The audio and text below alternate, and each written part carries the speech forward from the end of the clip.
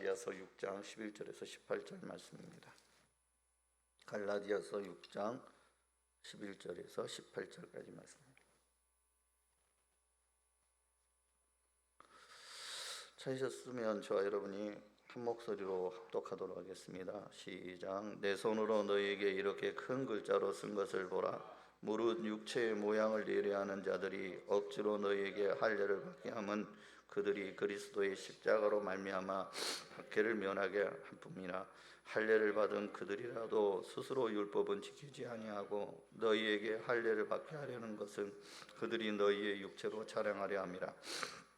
내게는 우리 주 예수 그리스도의 십자가 외에 결코 자랑할 것이 없으니 그리스도로 말미암아 세상이 나를 대하여 십자가에 못 박히고 내가 또한 세상을 대하여 그러하니라. 할례나 무할례가 아무것도 아니로되 오직 새로 지으심을 받는 것만이 중요하니라. 무릇 이 규례를 행하는 자에게와 하나님이 이스라엘에게 평강과 긍휼이 있을지어다.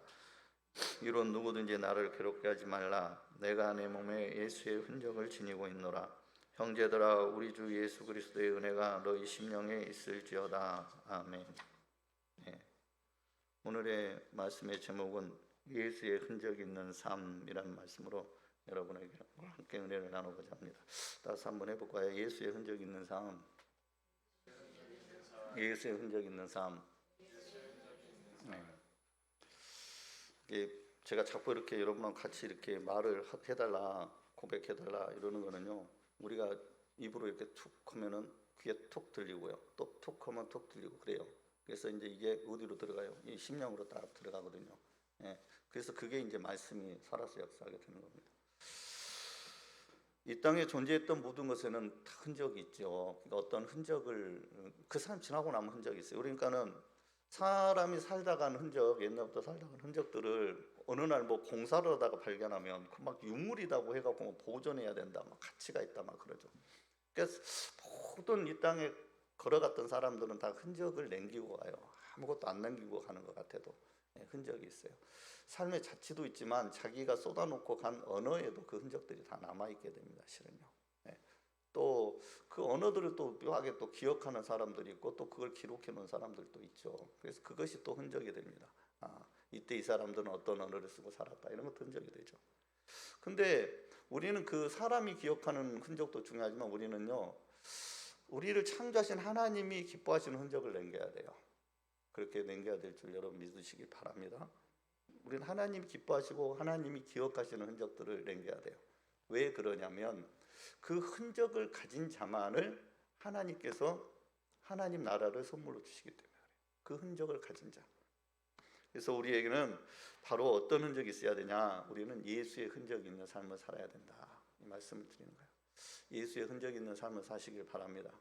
여러분의 모든 삶의 영역에 예수의 흔적이 차고 넘치시길 바랍니다.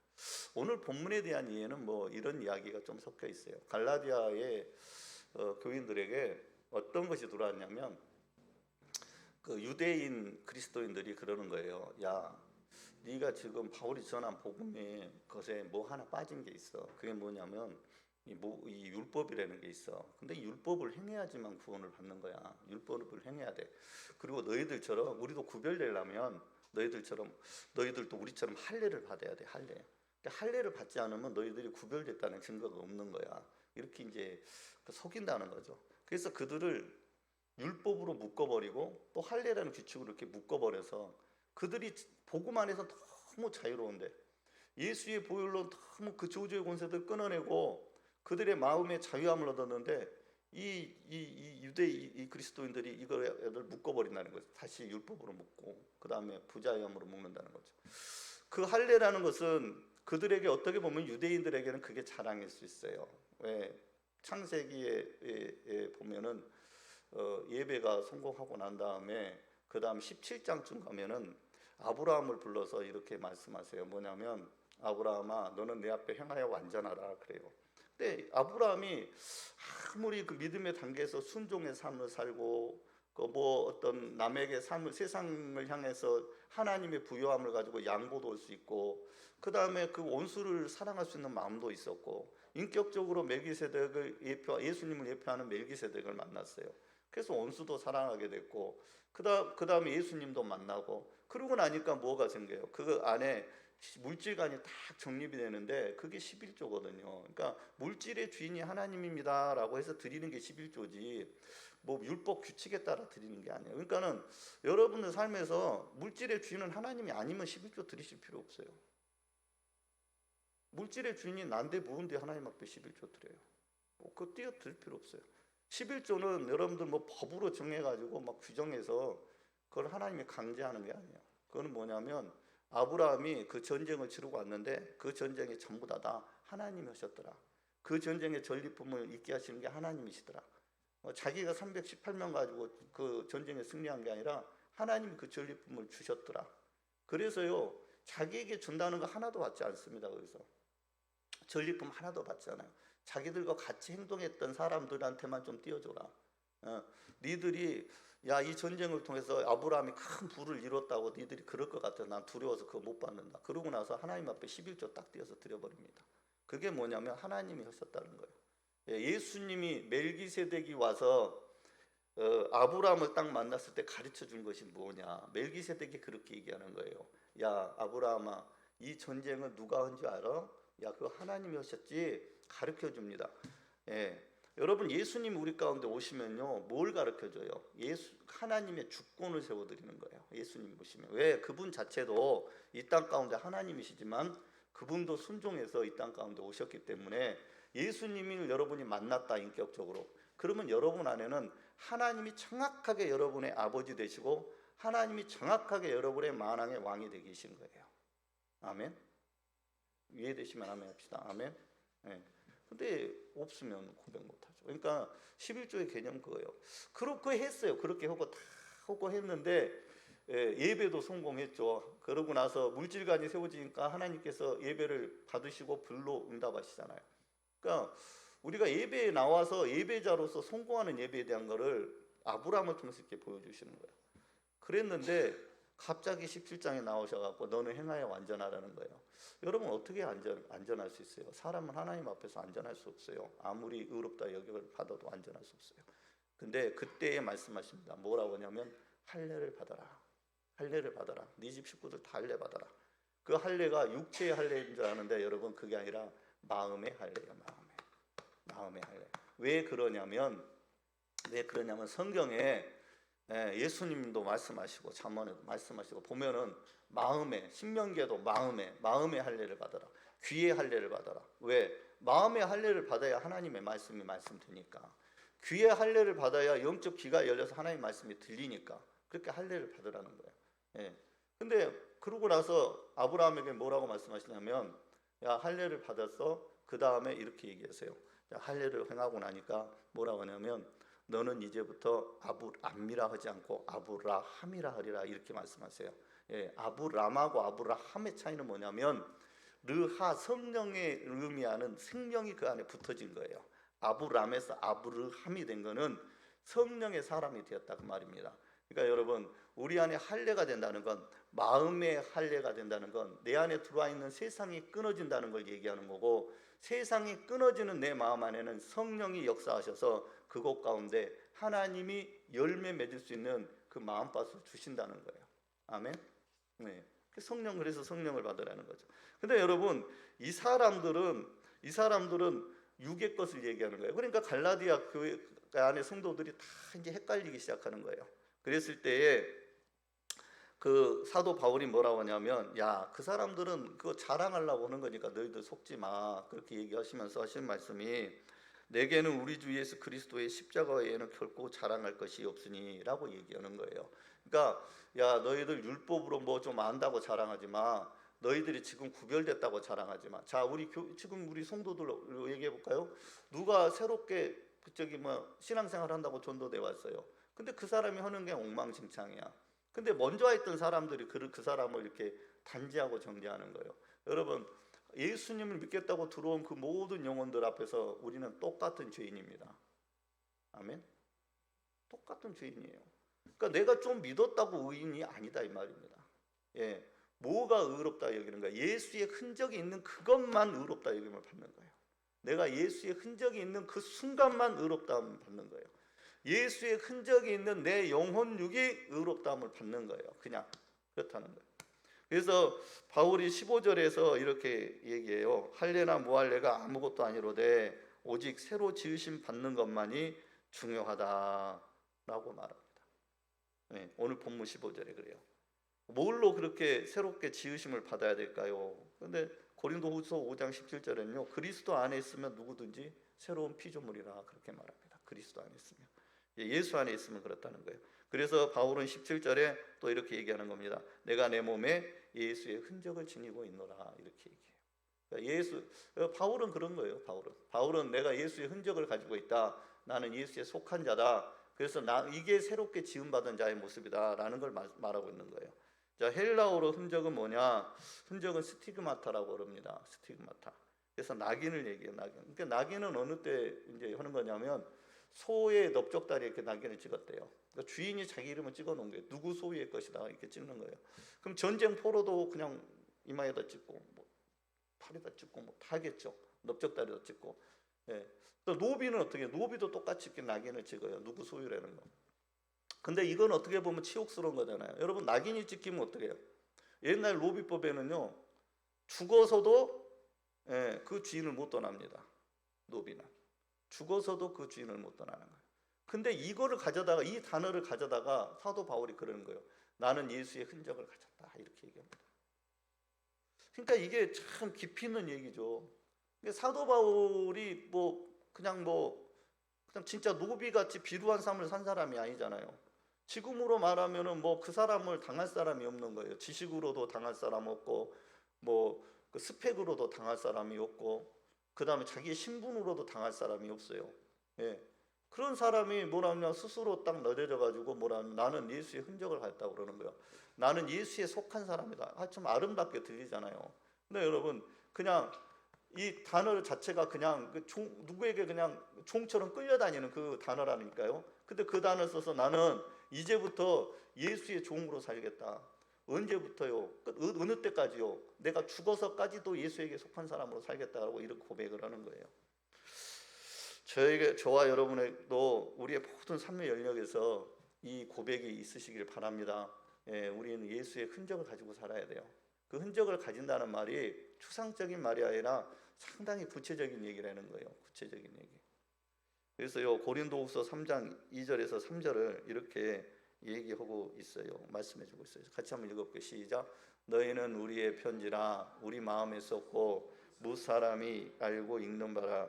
너희는 우리로 말미암아 나타난 그리스도의 편지니 이는 목으로 쓴 것이 아니요 오직 살아계신 하나님의 영으로 쓴 것이며 또 돌판에 쓴 것이 아니요 오직 육의 마음판에 쓴 것이니라. 아멘. 예, 성령으로 쓰신 거래요. 우리 가운데 성령으로 와서 써주신 거라고 말씀하세요. 그러니까 사도 바울은 갈라디아에서 쭉 얘기를 할 때 나중에는 성령의 열매를 얘기해요. 그러니까 우리가 예수의 흔적을 가졌다는 것은 무엇이냐? 그거는 예수의 사랑이 우리 안에 들어와 있다라고 말을 합니다. 그거를 갈라디아서 5장 6절에서 그렇게 말을 해요. 예수의 사랑이 우리 안에 들어와 있다. 근데 그 예수의 사랑은 무엇을 맺게 하냐? 성령의 9가지 열매를 맺게 한다. 그러니까 사랑이 안에 다 들어가서 그 열매를 맺어주는데 여러분 기쁨도 예수의 사랑이 우리 안에 들어오면 기쁨이 되는 거고 우리가 하나님의 일에 충성하는 것도 예수의 사랑이 들어오면 그게 충성이 되는 거예요. 아멘. 내가 절제할 수 있는 힘도 뭐가 있어요? 예수의 사랑이 내 안에 들어오면 그게 절제가 되는 거예요. 온유함도 마찬가지고 자비도 마찬가지입니다. 그러므로 여러분 우리는 크든 작든 예수의 흔적을 여러분의 삶에 가지실 수 있기를 축복합니다. 여러분의 삶에 예수의 보혈로 여러분의 삶을 덮어나가시고 여러분의 죄악됨을 덮어나가시고 죄악의 흔적들을 덮으시고 그 위에 예수 그리스도의 흔적을 나타내시고 예수 그리스도의 편지와 향기가 되실 수 있기를 진심으로 축복합니다. 그 흔적이 되게 중요해요. 왜냐하면 그 흔적을 가진 자에게 성령께서는 역사하셔요. 성령께서는 역사하세요. 그 사용하시려고 하실 때는 성령께서 위로부터 역사를 하시는데 그건 뭘 보고 역사하시냐? 그 안에 예수가 있냐 없냐를 보고 역사하신다 그 말입니다. 왜? 성령은 다양한 능력을 나타내지만 그 능력은 뭘 통해 나타내요? 예수의 이름을 통해 나타내요. 그러니까 여러분 그 성령은 계속해서 뭘 증거하시는 거예요? 예수의 이름을 증거하세요. 예수가 어떤 분인 걸 증거하세요. 예수의 능력이 어떠함을 증거하세요. 예수를 통하여서 우리에게 베푸신 그 은혜가 무엇인지를 증거하시고 깨닫게 하시는 거예요. 계속 예수에 관한 거예요. 계속 예수에 관한 거예요. 그러니까 여러분, 우리 안에 예수의 흔적이 있어야 돼요. 예. 내 안에 계신 성령님이 예수를 알게 하시지만은 예수의 능력을 나타내는 것도 마찬가지로 위에서 부어지는 성령인데, 그 부어지는 성령은 어떻게 임하냐? 여러분 안에 예수의 흔적이 있으면 임한다 이 말입니다. 그 예수의 흔적 보혈로 늘 덮으실 수 있길 축복합니다. 예. 첫 번째는 그러면 우리는 어디에 예수의 흔적을 덮어야 되냐? 우리는 예수의 흔적을 여러분의 영혼육에 가지실 수 있기를 축복합니다. 예. 영혼육에 가지실 수 있기를 바라요. 이것은 뭐냐면 내 자아가 죽고 내가 죽고 내 안에 예수님이 사시는 걸 의미해요. 그러니까 이 말은 즉 내가 지금 하나님의 자리에서 내려왔냐, 하나님으로 내가 주인을 삼았냐, 하나님이 여러분 안에 정말 만왕의 왕으로 계시냐라고 말하는 거예요. 이 말하는 것이 어떻게 내 안에 하나님이 계신지 어떻게 알 수 있어요? 예, 왕의 자녀는 누구의 말을 써요? 왕의 말을 써요. 예, 사단의 자녀는 누구의 말을 합니까? 사단의 말을 합니다. 근데 여러분, 우리의 입술 안에 그게 있다는, 여러분 거기에다 안 적어놨어요. 그냥 갑자기 제가 오늘 아침에 말씀 다시 묵상하다가 그냥 갑자기 이게 떠올라서 여러분과 나누는 거예요. 우리 영혼육에 예수의 흔적을 가져야 되는데 그 흔적의 결과물은 어디냐? 우리의 언어에 있다고 말씀드리는 겁니다. 예수님께서 뭐라고 그래요? 그 밀리삭을 잘라 먹었던, 그 안식일에 밀리삭 잘라 먹었더니 그 제자들을 향해서 막 바리새인들이 막 흉을 잡고 책을 잡잖아요. 그때 예수님께서 뭐라고 합니까? 사람을 더럽게 하는 것은 들어갔다 나온 것이 아니라 입에서 나오는 것이 사람을 더럽게 한다. 그렇게 말씀하시잖아요. 예, 여러분 기억하시죠? 그런 말씀. 그래서 여러분 계시록에도 보면요, 이 세 재앙 곧 자기들의 입에서 나오는 불과 연기와 유황으로 말미암아 사람의 3분의 1이 죽임을 당하리라 이 말이에요. 그러니까 여러분 이 말이 뭔 말일까? 입에서 나오는 불과 연기와 유황. 예, 여러분 유황이요, 불 붙으면 몇 도로 타는지 아세요? 7,000도씨로 탄답니다. 그러니까 여러분 소돔과 고모라의 이렇게 조사한 다큐멘터리를 봤더니 진짜로 하늘에서부터 유황불이 떨어졌어요. 그러니까 유황불이 떨어지는 그 불이 온도가 7,000도라는 거예요. 그러니까 웬만한 거 다 타겠죠, 그죠? 예. 근데 여러분 여기 입에서 나오는 그게 불이 나오고 태우는 것들이 나오고 연기 혼미케 하는 것들이 나오고 또 뭐가 나와요? 완전히 그냥 다 해버린 유황불이 같이 나온다는 거예요. 뭐에서요? 우리 입에서요. 그러니까 여러분의 입에서 생명을 살리는 말씀이 나와야 된다 이 말입니다. 아멘.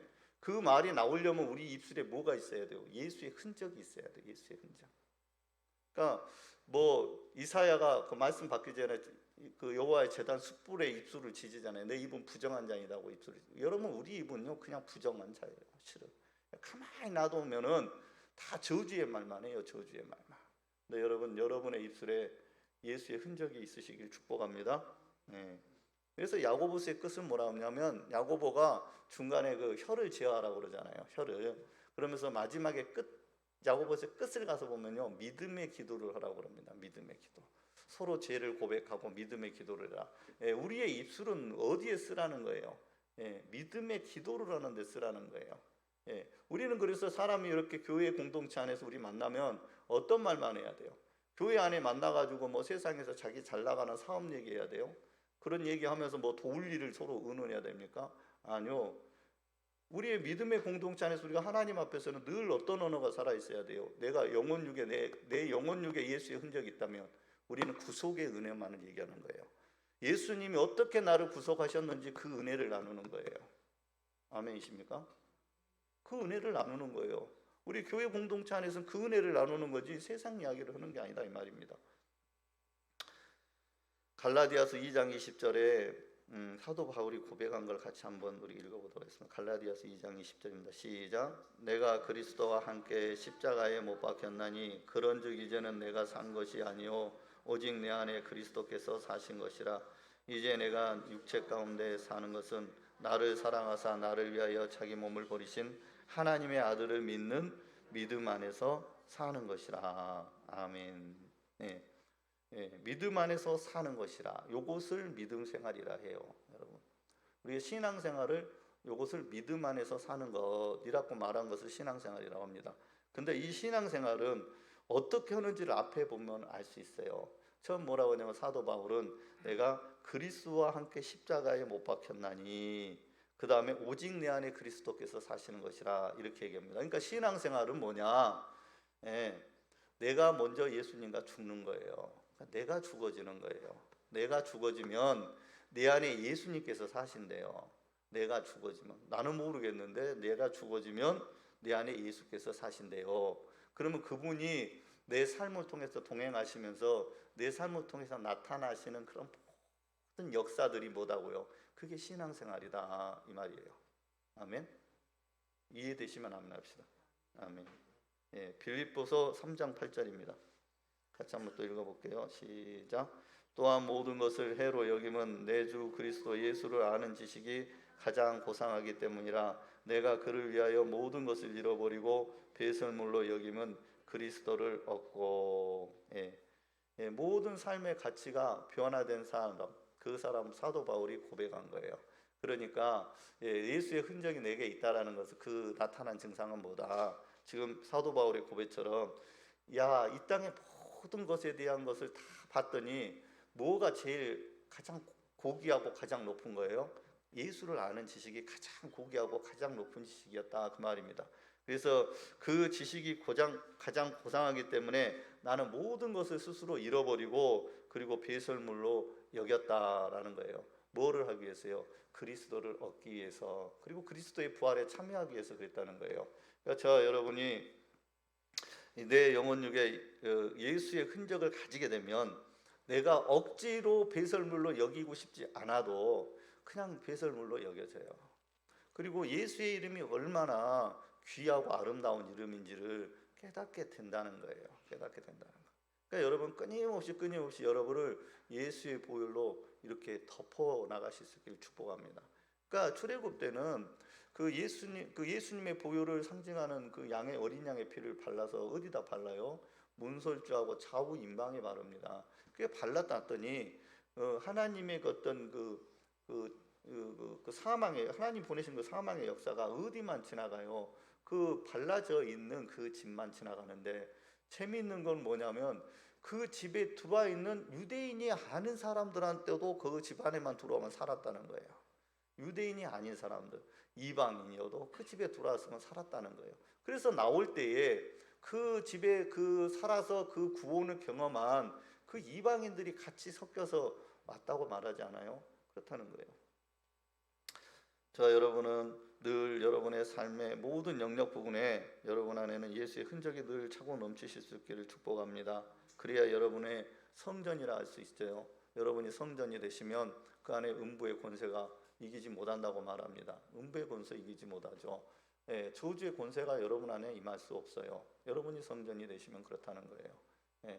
그리고 여러분 그 성전에게 주신 권세는 하늘 문을 열고 닫는 권세가 그들 가운데 있다고 말씀하고 있으니 여러분 안에 있는 여러분이 늘 여러분의 영혼 육간에 예수의 흔적을 가지시고 여러분의 영혼이 잘된같이 범사에 잘되고 강건하시는 귀한 복을 받으실 수 있기를 진심으로 축복합니다. 두 번째는요, 예수의 흔적을 여러분의 가지신 재물에 가지실 수 있기를 진심으로 축복합니다. 예수의 흔적을 어디에 가져야 되겠냐? 내가 이 땅의 삶을 살아가는 동안 하나님께서 이 땅의 삶을 잘 누리고 살라고 주신 것들이 있어요. 그런 것들 재물이라고 제가 통칭했지만 이 안에는 자녀도 들어가고 모든 게 들어가겠죠. 여러분에게 주신 모든 것에 예수의 흔적을 가지실 수 있기를 축복합니다. 누가복음 15장에 보면은 탕자의 비유가 나오죠. 그 탕자의 비유가 나오는데 탕자가 이제 돌아왔어요. 돌아와서 아버지가 잔치를 베풀어 줍니다. 그럴 때 큰아들이 이렇게 얘기를 해요. 나는 아버지를 여러 해 섬겼고 그리고 아버지의 명을 어김이 한 번도 없었습니다. 그런데 나를 위해서는 내 친구들 불러다가 잔치 한 번 베풀어 준 적 없었냐고 그러면서 이렇게 얘기를 할 때 그 아버지가 이렇게 얘기하죠. 너는 나와 항상 함께 있으니 내 것이 다 네 것이로 돼. 이렇게 말을 해요. 근데요, 여러분, 이 큰 아들이 왜 서운했을까요? 큰 아들은 아버지와 함께 있으면서도 그 마음이 어디에 있는 거예요? 그 마음이 아버지에게 있다기보다도 그 아들 마음에도 역시 유산 상속만 요구 안 했을 뿐이지 그 마음은 어디에 있었다고요? 재물에 있었다. 여러분, 우리가 예수님이 왜 이 비유를 들어주셨게 생각을 해보세요. 그 이스라엘 백성들, 하나님의 백성이라고 하는 그 백성들한테 얘기하는 거예요. 지금 이 모든 성경의 말씀. 예. 그들이 하나님을 아버지라고 여기고 그다음에 하나님 아버지만 있으면 됩니다. 하나님만 있으면 저는 전부입니다라고 하는데도 불구하고 그렇지 않다는 거예요. 마음 안에는 그렇지 않다. 근데 이걸 깨닫게 해주시는 거예요. 예, 네가 나와 함께 있으면 내 것이 다 네 것이야라고 얘기하는 거예요. 이해되십니까? 이해되시나요? 근데 여러분, 우리의 시선은요, 그걸 가지고 있으면서도 우리의 시선은 늘 어디 있어요? 내게 지금 이렇게 있어야지만, 내 손에 쪼물락쪼물락 만질러져야지만 이거 내 거라고 생각하잖아요. 그렇게 생각하잖아요. 그리고 여기에다가 막 중심을 두잖아요. 마음을 두잖아요. 그러니까 자기에게 있는 거 가지고 누구에게 섬길 수 있어요? 없어요? 섬길 수 없어요. 예, 몇 푼어치 섬기면서도 막 속에서는 마음이 막 아까워요. 예, 막 피 같은 것이 나가는 것 같아요. 피 같은 것이 나가는 것 같아요. 그렇다는 거예요. 누가복음의 12장에 보면은요, 한 부자의 비유를 말씀하세요. 부자의 비유를 말씀하시기 전에 예수님 앞에 그 형제가 오죠. 형제가 와서 뭐라 하냐면, 내 형에게 명하여, 내 동생에게 명하여 유산을 정확하게 좀 나누라고 해주십시오. 그러니까 예수님이 그러죠. 야, 내가 이 땅에 와서 니네들 재산이나 나눠주러 온 줄 아냐, 이렇게 말씀하시면서 한 비유를 말씀하십니다. 그러면서 뭐 그런 말씀 전에 탐심을 물리치라 그래요. 탐심을. 그러니까 유산을 가지고자 하는 것 자체가 탐심이다, 이렇게 얘기하는 거거든요. 그러면서 부자의 비유를 얘기합니다. 부자가 계속해서 뭐가 잘 돼서 곡식의 소출이 늘어났어요. 그 늘어나가지고 늘어나는 걸 보니까 기뻐요. 그러다 보니까 야, 어떻게 하면 내가 이 곡식을 잘 보존할까 해서 창고를 짓고 또 짓고 또 짓고 해요. 예. 그래가지고 그 곡식을 다 채워놨어요. 그 곡식을 보니까 야, 이제 내 마음이 평안하구나. 이제 내가 자자. 이제 기뻐하자. 이제 즐겁게 살자. 아, 기쁘다, 그러는 거예요. 여러분, 이 부자도 누구예요? 하나님의 백성이에요. 이 부자도 하나님의 백성인데, 이 사람은 지금 누구 때문에 평강한 거예요? 누구 때문에 편안한 거예요? 무엇 때문에 평안하고 기쁨이 있습니까? 이 사람은 재물 때문에 그런 거예요. 예, 예수님이 하신 말씀은, 그래서 하나님이, 주권자 되신 하나님이, 야, 이제 너 오늘 밤에 그 하나님께서 너의 생명을 가져가면 너 그때 네가 기쁨으로 누렸던 이것이 누구의 것이 되겠냐 말씀하시는 거예요. 여러분, 바라옵기는 재물의 주권도 하나님께 있으시면 여러분 믿으실 수 있기를 축복합니다. 아멘. 예, 그거를 믿으셔야 내가 누리고 있는 그 재물의 크기와 상관없이 늘 우리는 평안할 수 있어요. 평강할 수 있어요. 창세기 19장에는 소돔과 고모라의 사건이 나오죠. 예, 롯의 아내도 구원받는 백성에 들어 있었어요. 왜? 그 백성 아브라함을 기억하사 그 롯의 식구들은 다 건져내기로 하나님이 약속을 하셨거든요. 그래서 건져내셔야 되니까 그들도, 롯의 아내도 구원받은 백성이 있었다는 거죠. 여러분처럼요, 우리처럼 예배자 가운데는 다 부르심을 받아서 구원받은 백성의 초대장을 다 갖고 있어요. 예, 다 갖고 있어요. 근데요, 롯의 아내는 구원받지 못했어요. 왜 구원받지 못했어요? 뒤돌아봤대요. 뭘 뒤돌아봤어요? 거기에 있는 재물을 뒤돌아봤겠죠. 뭐 심심해서 뒤돌아봤을까요? 하나님 심판이 맞나 안 맞나? 그렇지 않아요. 하나님은 뒤돌아보지 말고 가라 했어요. 그 뭐예요? 너가 누렸던 것, 너가 누렸던 삶의 모든 것들, 그거 연연해하지 말아라. 그거 돌아보지 말아라. 그것에 너 마음에 드는 순간에 거기에 생명 없다. 그렇게 말씀하시는 거예요. 그래서 여러분, 롯의 아내는 소금 기둥이 됐대요. 소금 기둥. 여러분, 소금은 기둥되면 안 돼요. 소금은 녹아져야지. 소금은 녹아져야지. 재물이 주인이 누군가예요. 이것이 명확하지 않으면요, 실은요, 우리는 재물을 다스릴 수 있는 권세가 없습니다. 미안하지만 우리에게 어떤 재물이, 아니 우리 아들 딸도 뭐 다스리지 못하겠는데 뭐 내 말 들어요? 다 지들 마음대로 살게 크잖아요. 듣는 것 같은데 자기 마음대로 살아가잖아요. 그잖아요. 재물도 마찬가지예요. 그리고 우리가 다스릴 수 있을 거라고? 못 다스려요. 결국은 어떻게 되래요? 재물이 그 사람의 주인이 되는 거예요.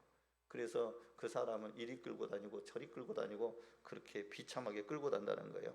그래서 결국은 우리는 물질을 섬기는 종이 될 수밖에 없다라고 예수님도 말씀하세요. 그래서 마태복음 6장 24절을 한번 봅시다. 마태복음 6장 24절 같이 한번 읽어볼게요. 시작. 한 사람이 두 주인을 섬기지 못할 것이니 혹 이를 미워하고 저를 사랑하거나 혹 이를 중히 여기고 저를 경히 여김이라. 너희가 하나님과 재물을 겸하여 섬기지 못하느니라. 아멘. 예, 우리가 하나님과 재물을 겸하여 섬길 수 없대요. 그러니까 둘 중에 하나만 섬긴다는 거예요. 실은 둘 중에 하나만. 바라옵기는 우리가 재물을 다스릴 수 있는 권세는 누구에게 있어요? 예, 그걸 다스릴 수 있는 권세는 우리를 창조하시고 이 세상을 주관하신 주권자 되시는 하나님 손에 올려드리면 그 하나님이 다스림의 권세를 주시는 거예요. 아멘. 디모데전서 6장 17절에서 19절입니다. 같이 한번 읽어보시기 바랍니다. 시작. 네가 이 세대에서 부한 자들을 명하여 마음을 높이지 말고 정함이 없는 재물에 소망을 두지 말고 오직 우리에게 모든 것을 후히 주사 누리게 하시는 하나님께 두며 선을 행하고 선한 사업을 많이 하고 나누어 주기를 좋아하며 너굴한 자가 되게 하라. 이것이 장래에 자기를 위하여 좋은 터를 쌓아 참된 생명을 취하는 것이라. 아멘. 네, 이 말씀 안에 다 들어있죠. 그러니까 여러분 우리에게 부요함을 줬어요. 근데 부요함을 주면은 그 사람이 필경 맞이하는 건 첫 번째 증상은 뭐다? 교만해진다. 그겁니다. 그러니까 우리가 다스릴 수 없을 때 교만해져요. 근데 우리에게 부함을 주면 줄수록 하나님 손에다 올려드리면 어떻게 돼요? 점점 교만해지죠. 점점 겸손해지죠. 근데 세상의 부한 자들에 속해지면은 그렇지 못한다는 거예요. 그러니까 우리가 이거는 그냥 반면교사로 늘 삼아야 되는 거예요. 하나님은 때에 따라서 어떤 자들에게는 물질의 부요를 많이 줄 수 있어요. 그냥 어떤 자에게는 명예의 부요를 많이 줄 수 있습니다. 어떤 자에게는 다 없는데 자녀가 부요해요. 예? 그러니까 부요함이 다 각기 다 다를 수, 전부 다 그냥 풀 종합 세트로 온 사람도 있겠지만 다 각기 이 땅의 삶을 살아나갈 때 하나님의 백성으로 하나님이 영광 받으시려고 무엇 하나는 여러분 찾아보시면 부요함이 있어요. 보니까 그러더라고.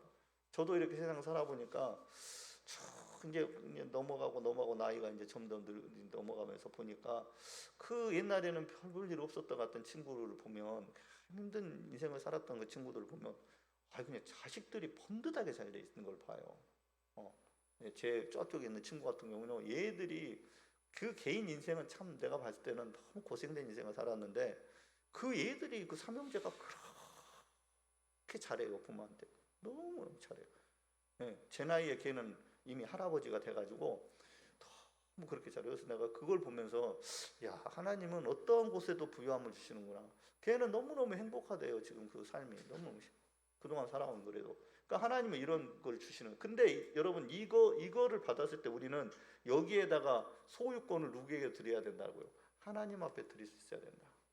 그럴 때 여러분 우리 안에 평강이 진짜 임하는 거예요. 이걸 내가 누리는 것을 내가 어떻게 해보려고 내가 주인 돼서 그 흔적을 내가 주인 된 흔적을 가지고 살아가면 우리는 물질 때문에 고민해야 됩니다. 우리는 자녀 때문에 고민해야 돼요. 우리는 내가 가지고 누리고 있는 지위 때문에 고민해야 돼요. 이 지위에서 내가 내려가지 않을까? 혹시 나는 올라가야 되는데 못 올라가지 않을까? 이런 직장 생활하면서 그런 것도 고민되는 거예요. 근데 여러분 그거 하나님이 내게 주신 거고 하나님께 속한 것이다라고 내가 인정해 드리면 그 일을 이루실 분은 누구예요? 하나님이시고 그걸 유지하게 하시는 분도 하나님이시고 때론 나를 낮추시기 위해서 내리신다면 그것도 감사함으로 받을 수 있으니까 하나님의 것을 인정하면 감사함으로 받을 수 있다는 거예요. 그게 여러분 디모데전서 6장 17절에서 19절에서 말씀하시는 거예요. 하나님은 후히 주사 누리게 하시는 하나님이다라고 말씀하시잖아요. 여러분 우리가 나눌 때에 더 누리게 하시죠. 우리가 베풀 때에 더 후하게 주시죠. 선한 사람 많이 하면 더 후하게 주시죠. 내 안에 있는 선을 자꾸 흘려보내면 하나님의 선이 내 안에도 들어오겠죠. 그렇다는 거예요. 하나님이 채우시는 분이니까 누리게 하시는 분이니까. 그래서 저와 여러분은 여러분이 누리고 사는 모든 영역의 것을 제가 그냥 재물이라고 이름을 붙였는데요. 그 재물의 주인이 하나님이심을 인정하시고 고백하시면서 재물의 예수의 흔적을 가지시면서 여러분이 축복의 통로가 다 되어서 이 땅 가운데 하나님 앞에 열매 맺어드릴 수 있기를 진심으로 축복합니다. 세 번째입니다. 예수의 흔적을 시간에 가지시기를 축복합니다. 예수님께서 계시록 22장 13절에 이렇게 말씀하세요. 나는 알파와 오메가요 처음과 마지막이요 시작과 마침이라. 이 말씀 뭐냐면 예수님이 알파와 오메가고 시작과 마침이라는 말은 뭐냐면 시간의 주인이 누구다? 예수님이시다. 이렇게 말씀하십니다. 창세기 1장 14절에도 같은 말씀이 있어요. 같이 한번 읽어볼게요. 시작. 하나님이 이르시되 하늘에 궁창과 강명체들이 있어 낮과 밤을 나뉘게 하고 그것들로 징조와 계절과 날과 해를 이루게 하라. 넷째 날 하나님이 창조하신 거예요. 넷째 날. 그러니까 우리가 누리는 시간의 모든 영역을 누가 창조하셨냐? 하나님이 창조하셨다는 거예요. 근데 여러분, 마귀는 아담과 하와를 유혹할 때 어떻게 유혹해요? 야, 죽지 않아, 죽음 오지 않아, 이렇게 얘기합니다. 그 후로 사람들은요 자신의 시간이 주인인 것처럼 살아가요. 우리도 마찬가지로 잊어먹으면 그렇게 살아갑니다. 곧 오늘 죽을지도 모르는데 죽지 않을 거라고 생각하며 살아가죠. 영원히 살 것처럼 살아가요. 그렇지만 여러분, 우리는 반드시 육신을 벗을 때가 온다고 말합니다. 우리가 육신에 벗을 때가 오면 그때서야 시간의 주인이 자신이 아님을 깨닫고 후회해도 그때는 이미 때가 늦었다. 그때는 후회해도 소용없다라고 말합니다. 육신의 옷을 벗고 나면 누구나요 이렇게 예수의 흔적을 시간에 남기고 산 사람, 그 사람만이 누구든지 그 사람만이 어디에 들어가는 거예요? 하나님 예비하신 영원한 시간 속에 들어가는 겁니다. 여러분, 영혼의 시간을 시간으로 계산해 보면 몇 시간이나 될 것 같아요? 영혼의 시간이 계산할 수 없습니다. 영혼은 끝도 끝도 없는 시간이에요. 끝도 없는 시간입니다. 그러니까 여러분, 우리가 딱 육신의 옷을 벗으면요 영원한 지옥, 영원한 천국이란 말이 우리 추상적으로 영원한 지옥, 영원한 천국 이렇게 얘기하잖아요. 계속 떨어지는데, 지옥으로 그 어둠으로 계속 떨어지는데 엄청난 빛의 속도로 떨어지는데 그걸 영혼으로 떨어지는 거예요. 영혼으로. 그 공포 여러분 생각 한번 해보세요. 그 영혼의 시간을 나올 수도 없어요. 나올 수도 없어요. 지옥 한번 들어가면 나올 수도 없어요. 근데 여러분, 그거를 그냥 갖다가 너무 쉽게 얘기하면 안 돼요. 세상 사람들 그걸 모르니까 뭐 천국 지옥 쉽게 얘기하잖아요. 천국 지옥 너 나가세요 천국 그러잖아요. 할렐루야, 나는 간다. 감사하죠. 근데 그렇게 말한 그 사람은 지옥을 갈 거니까, 반대편에 갈 거니까 얼마나 슬프고 두렵고 떨리는 얘기입니까? 그렇잖아요. 제가 여러분들과 이렇게 말씀을 나누면서 저는 계속 말씀을 같이 읽는 이유가 있어요. 읽는 이유가. 우리가 마지막 때에 우리가 건장할 때도 마찬가지예요. 우리가 건장한 청년들은요 또 삶을 살다가 잊어먹어요. 여러분, 직장생활하면서는 어떤가요? 직장생활 하는데도 하나님의 말씀이 막 살아서 움직여요? 안 그렇잖아요. 다 잊어먹고 살잖아요. 우리는 어느 때 죽을지 몰라요. 어느 때 육신의 옷을 벗고 우리는 하나님 앞에 쓸지 몰라요. 그때 여러분, 우리는 그냥 습관적으로 우리 안에 말씀이 있어야 돼요. 우리는 그냥 관성적으로 우리 안에는 그냥 하나님을 향한 찬양이 있어야 돼요. 우리 그것만이 우리를 살려내는 거예요. 근데 여러분, 그냥 편안할 때 누구나 성령 충만해서 랄랄랄라 하고 방언하고 그다음 막 예배 편하게 드리니까 여기서 막 기쁨으로 찬양하고 누구나 해요. 누구나. 그때는 뭐 어떤 상황에도 하죠. 그런데 여러분, 우리가 하나님 앞에 쓰는 시간은 그렇지 않다니까요. 그러니까 여러분, 그걸 살리는 거는 우리의 행위가 아니고, 우리 행위가 아니에요. 우리 안에 살아서 역사하신 그 말씀이 나를 끌고 가는 거지. 말씀이. 그리고 여러분, 우리 안에 찬양이, 내 입에 찬양이 있어야 돼요. 기도도 습관처럼 실은 해야 됩니다. 그 기도도 습관처럼.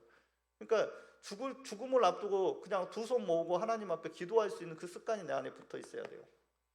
저는 지금 이 두 분, 저기 있는 분, 물론 제가 먼저 갈 수도 있어요. 하나님도 그냥 가버렸으면 좋겠는데, 두 분. 근데 이분들이 만약에 자녀들이 안 모신다고 그래서 요양병원에 간다 생각해 보세요. 요양병원에서 누가 거기서 같이 예배 드려줍니까? 내가 신방 간 요양병원에는 그런 사람들 없어요. 자기 혼자서 눈만 뻑뻑 뜨고 있는 거예요.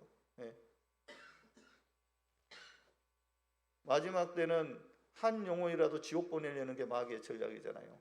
근데 요양병원에 다 가서 누가 예배 드려주는 사람도 없어, 기도해 주는 사람도 없어, 누가 옆에서 말씀 들어주는 사람도 없어. 혼자서 그걸 견뎌내야 되는 거예요. 혼자서. 저는 하나님이 허락하시면 그런 분들 마지막 그냥 예배 실컷 들어드리고 그냥 거기 옆에서 그분 돌아가실 때까지 막 기도 열심히 해드리고 그냥 막 그런 사역을 하고 싶은 게 실은 막 제 안에 소망이거든요. 예수 50년 믿고 마지막에 지옥 간다. 이게 근데 사람들이 뭐라고 하냐면요. 그 얘기를 뭐라고 하냐. 아이, 구원은 하나님의 은혜야. 은혜 맞죠. 그럼 구원은 하나님의 은혜라고 냅둬버린대요. 하나님의 은혜. 하나님의 주권에 있어. 냅둬버린대요. 그 하나님의 은혜도요. 하나님의 은혜도 전혀 내 삶에 예수의 흔적이 없는데 그 삶에 무슨 하나님의 은혜가 있겠어요? 내 모든 삶의 영역에 예수의 흔적들로 가득가득 차 있을 때에 다른 말로 내 입술에는 하나님을 향한 찬양이 늘 넘치고 내 입술에는 하나님의 말씀이 늘 선포되어지고 내 입술은 다른 거 세상에 이야기하고 막 세상에 험담하는 게 아니라 나는 하나님을 향해 그 은혜를 구하는 기도가 내 입술에 늘 권세처럼 살아있는 그 사람, 그게 흔적을 가진 사람이잖아요. 내 안에 있는 재물에, 내 안에 있는 자녀에, 내 세상에 누리고 있던 모든 것에 예수의 흔적이 있다는 것은 뭐냐면 그 주권을 예수님께 온전히 맡겼기 때문에 내가 하나님의 부르심을 받는 그 순간에 나는 세상을 향해 돌아보지 않는 거예요. 내 자녀가 걱정된다고 세상을 돌아보지 않습니다. 예. 내가 누린 그 재물이 내 마음 안에 이만큼도 남아있지 않아요. 뭐만 봐요. 하나님이 예비하신 그 하나님의 나라만 보고 나가는 거죠. 그게 여러분 늘 우리 삶에 예수의 흔적을 가진 사람 가져야 된다라고 말하는 그 말씀이라는 거예요.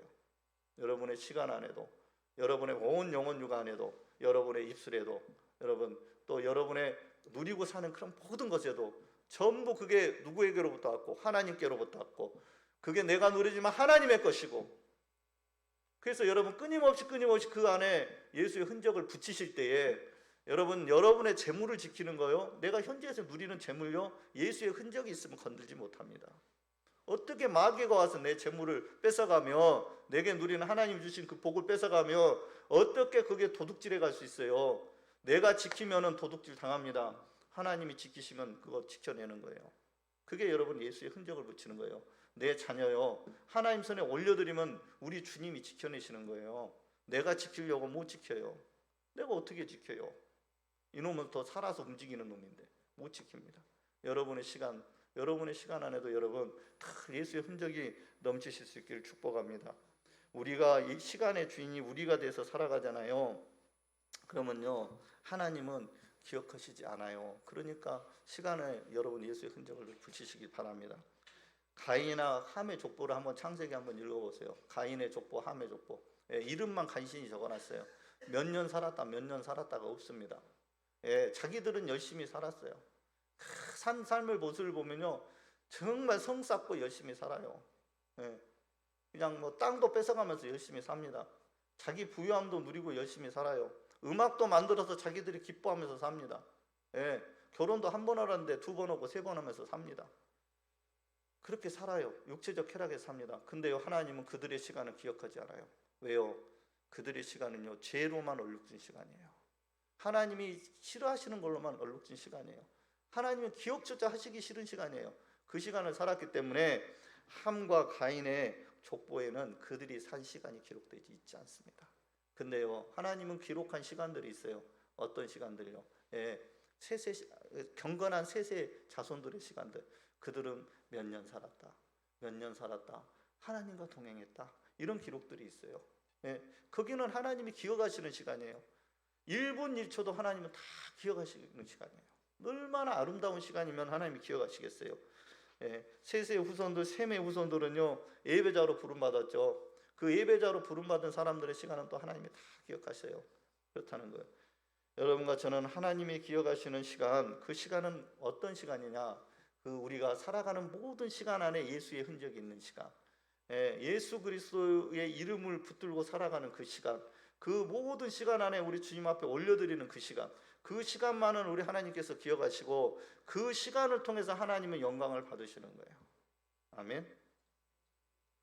출애굽기 2장 24절입니다. 같이 한번 읽어볼게요. 하나님이 그들의 고통의 소리를 들으시고 하나님이 아브라함과 이삭과 야곱에게 세운 그의 언약을 기억하사. 하나님이 기억하셔야 구원의 역사도 시작돼요. 하나님이 기억하셔야.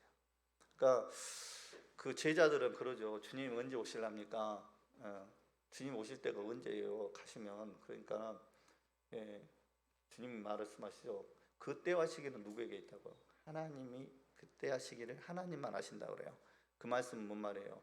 하나님이 기억하시는 그 순간에, 하나님이 우리의 모든 것을 기억하시는 그 순간에 하나님께서는 다시 이 땅 가운데 오신다는 거예요. 예수님이 이 땅 가운데 오신다는 거예요. 그러니까 우리는 기억된 삶을 살아야 돼요. 자, 이거를 우리 현장으로 딱 붙여서 말을 하면 이런 거예요. 뭐냐면 내가 예수의 흔적을 가지고 내 시간을 살아갈 때 그 즉시 내 마음 안에 하나님의 나라가 임하는 것은 그걸 기억하신 그 하나님께서 내 안에 오시기 때문에 임하는 거예요. 그러니까 우리가 마지막 말세의 삶을 살아갈 때도 마찬가지입니다. 이 땅의 삶이 너무 힘들어요. 그 흔적을 가지고 살아가지만 너무 힘들고 고통스러워요. 그때 이스라엘 백성처럼 그들이 부르짖습니다. 그럴 때 하나님은 기억을 하시는 거예요. 그 약속을 기억하셨다고 돼 있지만 그건 약속을 기억하시고 돼 있죠. 그 약속이 뭡니까? 약속이 구약에 있는 하나님이 하신 약속이 뭐예요? 약속이 그 약속은요 예수를 나타내요. 모든 성경의 모든 구절을 다 아무렇게나 다르게 표현해도 그거는 뭐냐면 예수 그리스도를 통한 약속을 얘기하는 거예요. 그러니까 6월절 어린 양도 예수 그리스도예요. 그러니까는 이걸 기억하시는 거예요. 예수의 흔적이 있는 약속을 기억하시는 거예요. 그래서 여러분의 모든 삶 안에 여러분 예수의 흔적이 되실 수 남아 있을 수 있기를 진심으로 축복합니다. 그 시간은요 우리가 예배자로 또 이 공예배자로 또는 여러분의 삶의 코람데요 하나님 면전에서 드리는 예배자의 삶을 살아가는 거, 이 모든 것들이 나를 만나 주시는 그 하나님의 은혜가 어디서 거기서 경험되어지죠. 그러니까 우리가 하나님의 시간을 하나님 예수의 흔적으로 드릴 때에 그곳 가운데 우리 하나님은 나를 만나 주시고 그 만난 하나님이 누구의 하나님이에요? 나의 하나님. 아브라함의 하나님도 아니고 이삭의 하나님도 아니고 야곱의 하나님도 아니고 나의 하나님이 되시는 그러한 하나님께서 기억하시는 그러한 시간이 된다는 사실을 여러분 기억하실 수 있기를 바랍니다. 두 번째는요, 우리가 시간이 주인이 되어서 살아가는 인생은 늘 조급해요. 늘 조급합니다. 디모데후서 3장 4절을 한번 같이 읽어보도록 하겠습니다. 시작. 배신하며 조급하며 자만하며 쾌락을 사랑하기를 하나님 사랑하는 것보다 더하며. 이 말씀은 말세에 고통하는 때가 이르리니라고 시작하는 말씀이에요. 그때 나타나는 현상이에요. 근데 여러분 내가 시간의 주인이 되면은 불안하고 늘 염려스럽죠. 그러니까 그 시간들이 늘 그 시간들을 내가 누리며 살아가지 못하고 늘 그 시간에 우리는 조급해 한다는 거예요. 여러분 안에 조급함이 있습니까? 안에 조급함이 있으면 그 시간에 지금 주인이 누구인지를 다시 한번 점검해 보세요. 내게 허락한 이 시간에 지금 내가 주인 되지 않았나 생각을 해보세요. 하나님은 늘 우리에게 좋은 걸 주시기를 원하세요. 성경에 보면은 그래 좋으신 하나님이시잖아요. 근데 그 좋은 걸 주기를 원하시는 그 하나님은 어느 때 주셔요? 우리는 잘 몰라요. 내가 내 시간의 주인이 되면 내가 시간의 창조자도 아니고 내가 시간의 실은 주관자도 아니에요. 그런데 나는 내가 시간의 주관자인 것처럼 내가 그렇게 살아가요. 그러다 보면은 늘 나는 내 스케줄에 맞추고 내 감정에 맞추고 내 계획에 맞춥니다. 그러니까 늘 조급해요. 빨리 됐으면 좋겠는데 안 돼요. 근데 여러분 하나님에게 맡기면요 우리 안에 하나님이 이루실 것들이 기대가 돼요. 소망이 되고 하나님은 어느 때 주세요? 우리에게 가장 좋을 때 주신다고 그래요. 어떻게 해요? 가장 좋은 곳으로 채우신다고 늘 그렇게 말씀하고 있다는 사실을 여러분 기억하실 수 있기를 바랍니다. 내가 시간의 주인이 되면 조급하죠. 조급하니까 어떡합니까? 내가 먼저 배신도 하죠. 나에 대해서 내가 배신하기도 해요. 사람을 배신하는 게 아니라 하나님도 배신하죠. 나와 관계 맺는 사람도 배신합니다. 왜? 내 시간이 돼갖고 이루어지지 않으면 이 사람 필요 없으니까 딱 배신해 버릴 수 있어요. 그렇잖아요. 여러분이 사람과의 어떤 관계에서 돌았을 때를 생각해 보세요. 왜 돌아서는지. 여러분하고 같은 시간을 살아가는 그 사람에게서 왜 내가 마음을 거두고 돌아서는지. 여러분의 시간에 여러분의 스케줄을 맞추기 때문에 그래요. 하나님의 시간에 맡겨드리면 우리는 인내하고 기다릴 수 있는 거예요. 그렇습니다. 자만하는 것도 뭐 그래요. 내가 시간의 주인 되면 그럽니다.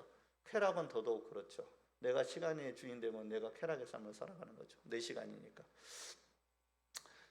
그러나 여러분, 예수의 흔적이 있는 사람들은요 늘 인내하고 그 인내로서 열매를 맺는다는 사실을 여러분 기억하실 수 있기를 바랍니다. 그러니까 우리에게 주신 모든 것에 나 대신에 예수의 이름으로 이렇게 딱 흔적을 찍어 놓으실 수 있기를 진심으로 축복합니다.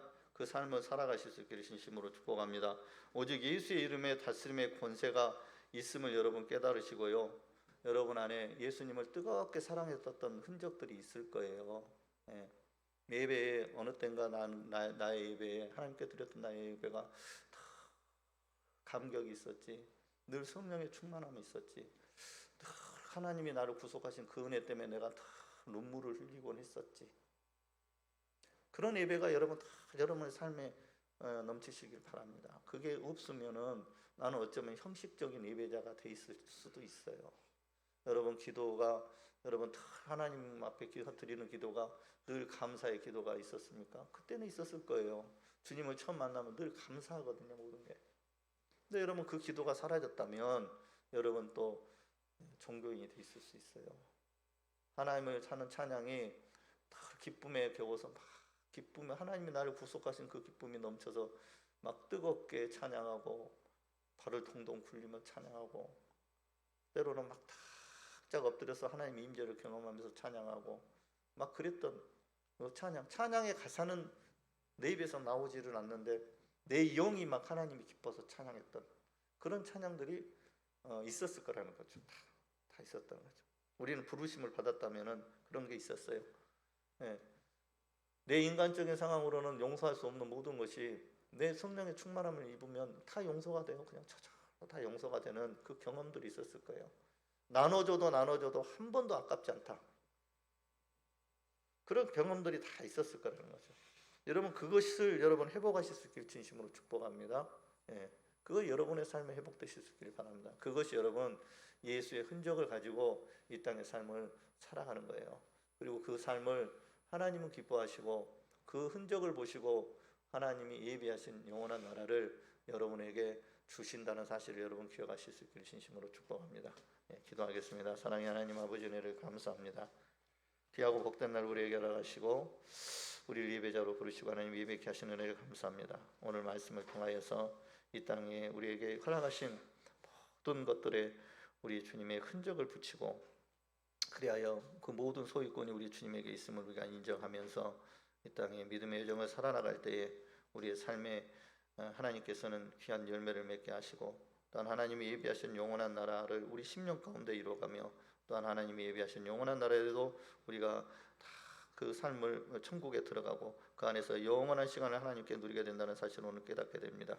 하나님 아버지, 그러하오니 우리의 믿음의 예배자들 가운데에 하나님을 처음 만나고 우리 주님을 처음 만났던 그 구속의 기쁨 가운데에서 우리가 누려왔던 그 흔적들이 있었다면은 그 흔적들을 다시 회복하여서 우리의 다음 나아가는 모든 믿음의 여정 가운데도 하나님 그 기쁨들이 우리 가운데 흘러 넘치게 하여 주셔서 우리 안에 온전히 주인 되신 우리 주님만 영광 받으시는 귀하고 복된 믿음의 여정이 되게 하여 주시옵소서.